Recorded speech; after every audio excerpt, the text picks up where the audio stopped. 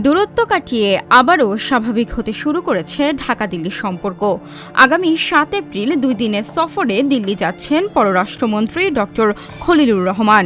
BNP সরকার গঠন করার পর এই প্রথমবারের মতো কোনো মন্ত্রী দিল্লি সফরে যাচ্ছেন।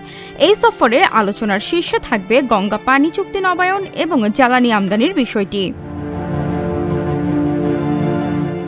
চলতি বছর শেষ হচ্ছে গঙ্গা পানি বন্টন চুক্তির মেয়াদ।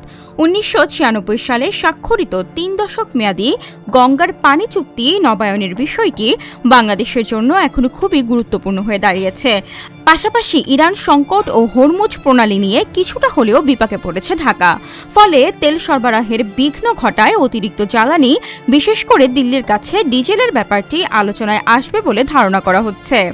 এরই মধ্যে বাংলাদেশ সহ প্রতিবেশীদের অতিরিক্ত জ্বালানি চাহিদা বিবেচনায় নেওয়ার কথা জানিয়েছেন ভারতীয় কর্মকর্তারা।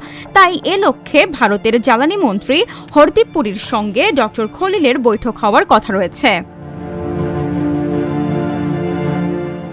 আগামী ৮ এপ্রিল ড. খলিলের সঙ্গে ভারতের পররাষ্ট্রমন্ত্রী এস জয়শঙ্কর, জাতীয় নিরাপত্তা উপদেষ্টা অজিত দোভাল এবং বাণিজ্য মন্ত্রী পীয়ূষ গোয়েল বৈঠকে বসবেন এবং সফর শেষে তিনি ইন্ডিয়ান ওশান কনফারেন্সে যোগ দিবেন বলে জানা গেছে। এছাড়াও ২০২৬-২৭ মেয়াদে জাতিসংঘ সাধারণ পরিষদের সভাপতি পদে বাংলাদেশের প্রার্থী হিসাবে ভারতের সমর্থন চাইতে পারেন পররাষ্ট্রমন্ত্রী।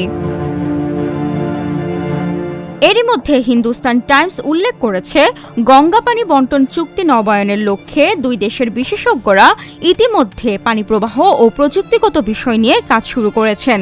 যদিও এক্ষেত্রে জলবায়ু পরিবর্তনের প্রভাব এবং পশ্চিমবঙ্গ রাজ্য সরকারের সম্মতি সবচেয়ে গুরুত্বপূর্ণ। ডেস্ক রিপোর্ট, আজকের পত্রিকা।